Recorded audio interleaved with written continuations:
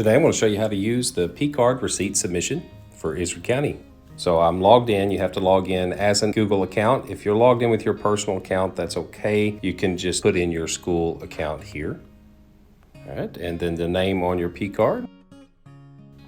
And last four digits of what is on the card, which school you are at, the date of transaction, and this would be what's on the receipt, the date of transaction, and purchase description, instructional supplies. If that was meals for the basketball team, if it's hotel for professional development, put that there. What's the vendor? Let's say it was Walmart. Total amount, let's say it was $12.20. This is the important thing, to make sure that it fills the frame and it's legible. Please be conscious about when you take your photos. And receipt A, receipt B, and C. So basically this is one receipt per submission.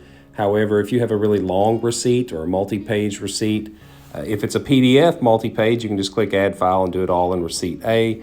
But if you have a real long receipt, let's say it was from McDonald's and you're feeding a full team of students, you might take a photo of section 1, section 2, and section 3, and you can add each section in each upload. We only have one today. We're going to take the photo. I'm going to add file. To take a photo, you have to click browse, and that's when you get the option to take photo. So click take photo, hover over my receipt, try to get it in frame like we asked you to, snap it, looks good, and scroll down, click submit. You as the user will receive an email that your submission has been received, and your admin will receive notification as well with all of the information.